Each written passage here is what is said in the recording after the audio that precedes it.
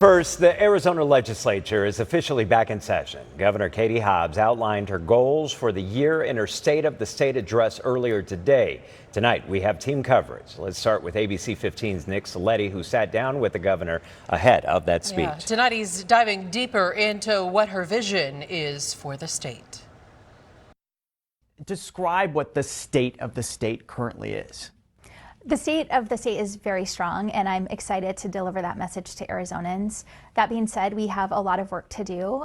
There's some tough challenges that Arizonans elected me to tackle, and arguably our legislature to tackle as well. So I'm hopeful that we can work together on those things. And one area likely to get that bipartisan support, border security and tackling the fentanyl crisis. Governor Katie Hobbs says she's being forced to act where the federal government will not. Do you feel like the federal government doesn't have Arizona's back when it comes to the border? I can't speak to their motives, but what I can say is that I'm going to do everything I can to make sure that our needs are addressed and make sure that those are communicated to them in Washington. She's asking the legislature for continued funding for the border security office she created last year.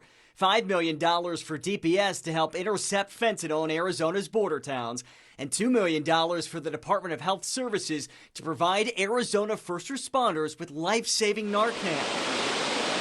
When it comes to the state's water woes, Governor Hobbs touted her administration's cancellation of the Fondamonte lease last year and vowed not to renew 3 other water leases when they expire next month. She also wants the legislature to close water use loopholes for certain developers. Our state is growing so much. How do you balance that, the need for growth and to support that, but then also the need to preserve our water? Generational farmers that have been here for decades are really important, not just to the economy of our state, but the food security of the nation. Right now, we're growing lots of produce in Yuma where they can't grow it in other parts of the country, and that's really critical. So we're going to make sure we're protecting that. If we're putting in place reforms that protect our groundwater and allow local communities to have some say in how it's used, we're using less water now than we were in 1950, and that's with exponential population growth.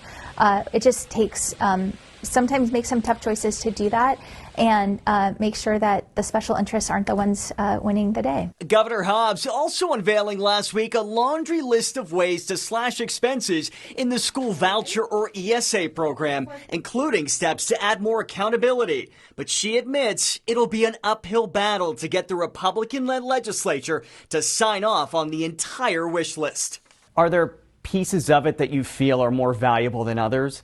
In other words, if you have to compromise and let some things go, are there some things that for you are non-negotiables when it comes to ESA reform?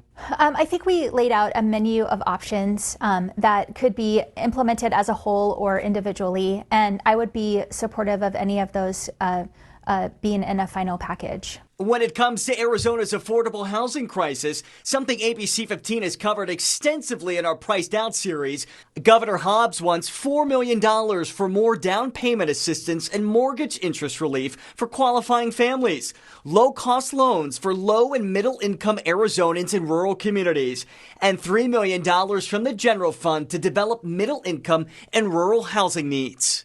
Is it enough, though, to help Arizonans that are hurting right now?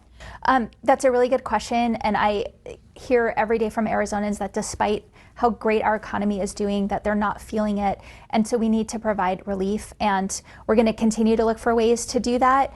We didn't get to this point overnight, and we're not going to get out of it overnight, but I think this will go a long way towards helping Arizonans who really need that support. Nick Saletti, ABC 15, Arizona.